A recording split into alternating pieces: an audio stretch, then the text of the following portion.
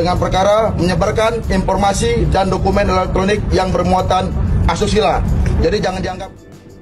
Dilaporkan ke polisi atas dugaan konten asusila, pengacara Hotman Paris malah tertawa.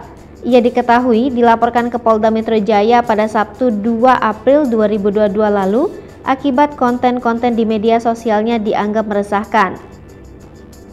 Laporan tersebut telah terregistrasi dengan nomor LP-B168-4-SPKT-Polda Metro Jaya tertanggal 2 April 2022. Di dalamnya, Hotman diduga melanggar pasal 27 ayat 1 jungto pasal 45 ayat 3 tentang Undang-Undang Informasi dan Transaksi Elektronik. Meski begitu, pengacara nyentrik itu sama sekali tidak tersinggung dengan laporan tersebut. Sebaliknya, ia menganggapnya sebagai hal yang lucu karena menurutnya dirinya tak pernah mengunggah konten bermuatan tindakan asusila di media sosialnya. Tak hanya tertawa, lelaki berdarah Batak itu juga terlihat santai. Bahkan dirinya malah asyik berdansa dengan sejumlah perempuan yang diketahui merupakan asisten pribadinya. Lewat akun Instagram juga, Hotman Paris sebelumnya sudah memberi tanggapan soal pelaporan terhadap dirinya. Ex kuasa hukum beberapa artis beken ini menganggap ada sejumlah pihak yang iri dengan kesuksesannya.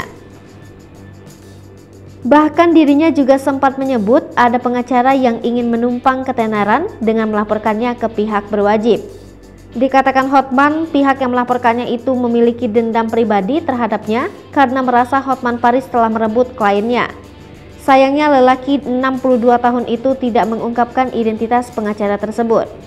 Kendati demikian, Hotman mengaku sosok yang melaporkannya ke polisi pernah bertindak sebagai kuasa hukum dari dokter kecantikan Richard Lee, tetapi kemudian putus kontrak. Pasca kerjasamanya berakhir, Richard kemudian bertemu Hotman guna membahas terkait rencana investasi bisnis. Foto pertemuan itu diketahui sempat diunggah Hotman Paris ke akun Instagramnya.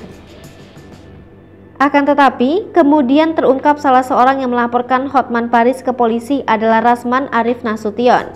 Rasman memang sempat menjadi kuasa hukum Richard Lee yang kala itu terjerat kasus pencemaran nama baik dan Undang-Undang ITE di Polda Metro Jaya. Dirinya mengatakan bahwa konten yang sering diunggah Hotman Paris di media sosial semakin membuat meresahkan.